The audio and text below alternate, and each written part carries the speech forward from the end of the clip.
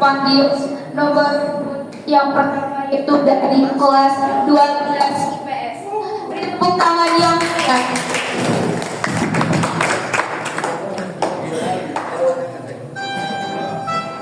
Dita Nur Alifah sebagai pembaca prolog, Sophia sebagai Siti Masito, Isep sebagai Raja Firaun, sebagai anak Masito, Ali sebagai suami Masito, Sofi, Iman, Ade, Fadihan sebagai Dayang, Iman, Haji, Firsan, Ali, dan Dian sebagai Hawa.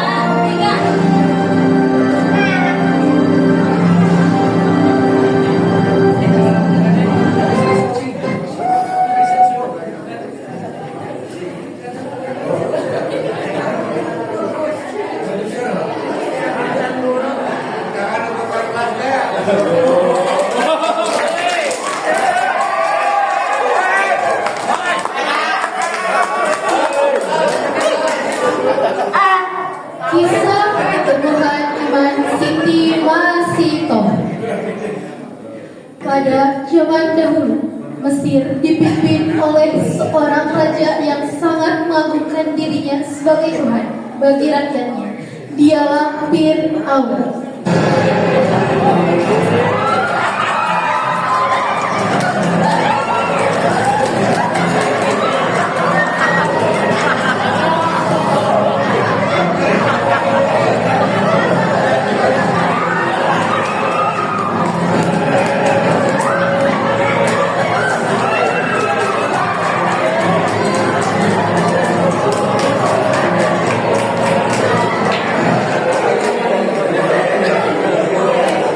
Fir'aun memiliki seorang putri yang cantik sebagai layaknya putri raja. Sang putri selalu mendapatkan hal-hal yang terbaik dan pelayanan yang istimewa dari para dayang-dayangnya. Sang putri memiliki dayang yang dia percaya untuk menata keinginan. Dayang itu bernama Masito.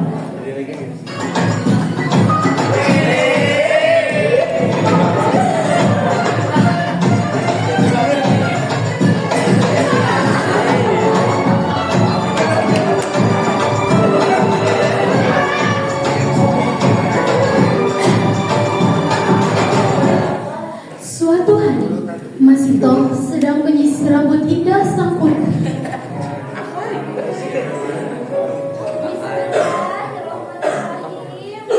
Apa yang kau ucapkan? Hamba berdoa Tuhan Putri agar bisa menata rambut indah Tuhan Putri menjadi semakin indah lagi. Benarkah? Baiklah. Masito sedikit melamun, memikirkan anak bayinya yang dia tinggal di rumah dalam keadaan sakit. Tiba-tiba, tanpa disengaja, dia menjatuhkan sisir yang digenggamnya. Astagfirullahaladzim, ada apa denganmu? Kau ngelamun ya? Maaf Tuhan Putri, hamba teringat anak hamba yang lagi sakit. Masya Allah, aku puji Tuhan. Dari tadi aku mendengar kau punya masih itu. Hamba menyebut nama Allah. Allah? Siapa Allah? Tuhanku, Tuhanmu, dan Tuhan kita semua. Tuhan, ayahku Firaun adalah Tuhanmu dan Tuhan kita semua. Dan sekali kau menyebut nama selain ayahku. Tidak Tuhan Putri, Raja Firaun bukan Tuhan, dia adalah manusia. Sama sepertimu, juga sama sepertiku. Allah adalah Tuhan yang menciptakan kita semua. Apa? Mau bilang ayahku bukan Tuhan? Mau samakan dia, seorang raja yang agung dengan budak sepertimu. Sungguh tak tahu diri kau. Kau sadar dengan ucapanmu? Hei Masito, akan kulaporkan segala penghinaan pada ayahku. Masito tersadar kalau ucapannya akan membawa malapetaka baginya, bahkan mungkin bagi keluarganya. Tapi dia tidak mungkin menarik ucapannya.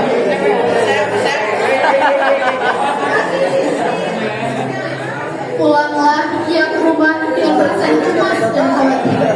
Diceritakanlah segala yang terjadi pada suaminya. Mereka tertegun bingung, terbayang apa hukuman yang akan diberikan padanya.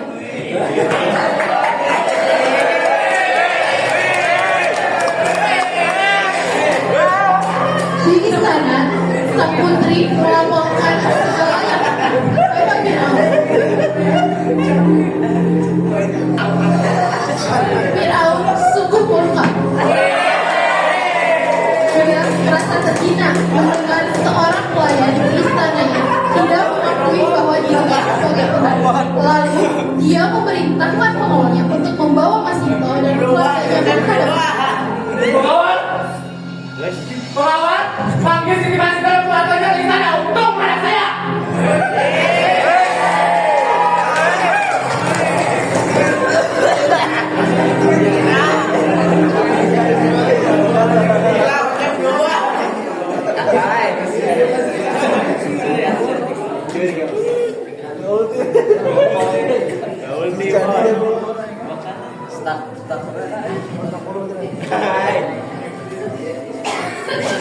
Masih tahu? Kau tahu siapa aku?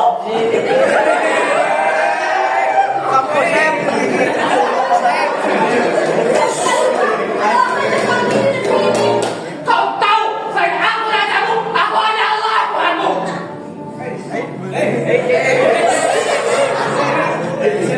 Ya, hamba tahu bahwa benar yang dikatakan putrimu. Aku tidak mengakuimu sebagai Tuhan. Hahaha, kau tidak serius dengan perkataan Tuhan? Oh, baiklah, aku akan ampuni kau. Tetapi cabut kembali perkataanmu bahwa Firaun adalah Tuhan, tidak Tuhan dari aku. Tidak, Tuhanku adalah Allah, bukan kau. Kau adalah manusia. Aku, kau, dan mereka semua adalah manusia yang diciptakan oleh Allah. Masih tahu? Kau sadar dengan perkataanmu. Kau jangan main-main denganku. Oh, kalau semua ini karena kau tidak memberikan roti untuk makananmu dan susu untuk anak-anakmu, aku akan memberikan semuanya. Tetapi dengan saya, katakanlah, akulah Tuhanmu. Tidak, Tuhanku hanya satu, Allah. Dia bukan makhluk sepertimu. Tak peduli kau akan menukar apapun yang berharga milikmu dengan keimananmu, tapi itu tak akan melepaskan iman itu dari dadaku. Baiklah, kalau itu maumu. Pengawal, siapa nabi yang besar untuk dihukum dia atas perbuatannya padaku.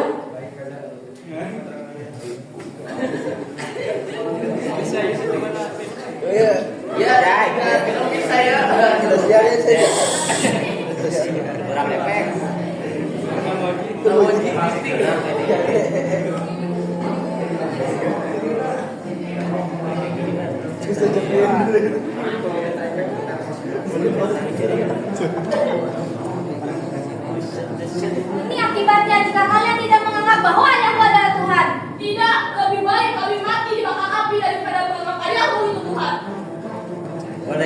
Para pengawal segera menyiapkan api besar.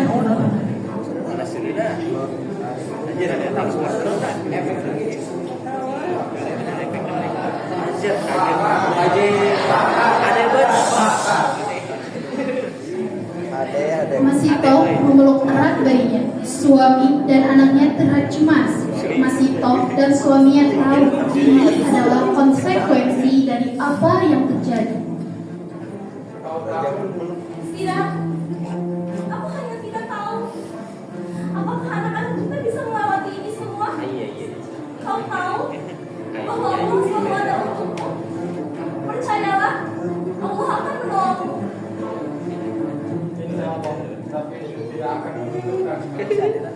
Semua mata menatap pada Masito dan keluarganya yang siap untuk diberikan hukum. Tapi Masito dan keluarganya tidak tenang. Mereka memasrahkan segala apa yang akan terjadi kepada kekuasaan Allah. Pengawal Firaun membawa anak Masito kepada Firaun.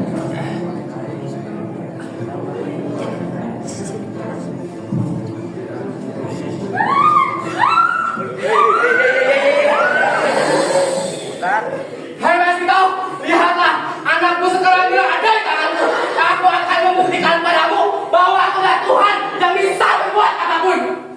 Kamu kembali perkataanmu sebelum kubakar anak yang kau cintai ini. Aku memang mencintainya, tapi rasa cintaku terhadap Tuhanku tidak akan mengalahkan semuanya. Tersenyumlah, nak. Jangan menangis. Sebentar lagi kau akan bertemu dengan Allah.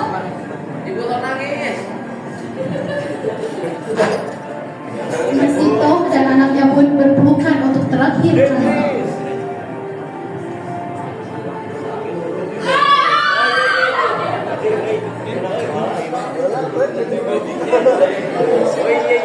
Apa kau juga tidak akan berbuat keputusanmu jika kau kubakar juga suamimu?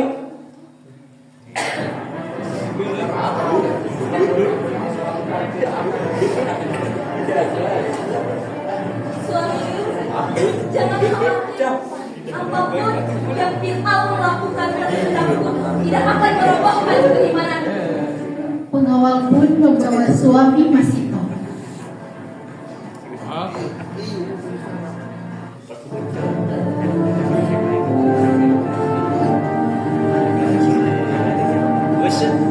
Dan dia pun dicambuk oleh pengawal Fir'aun.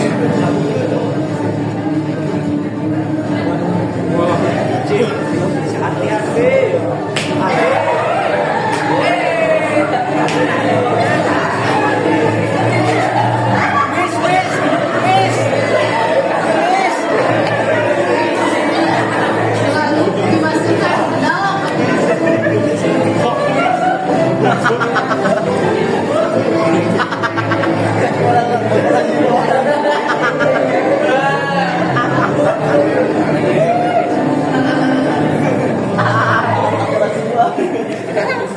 Apalagi jawaban tuh. Ini cari kerasi.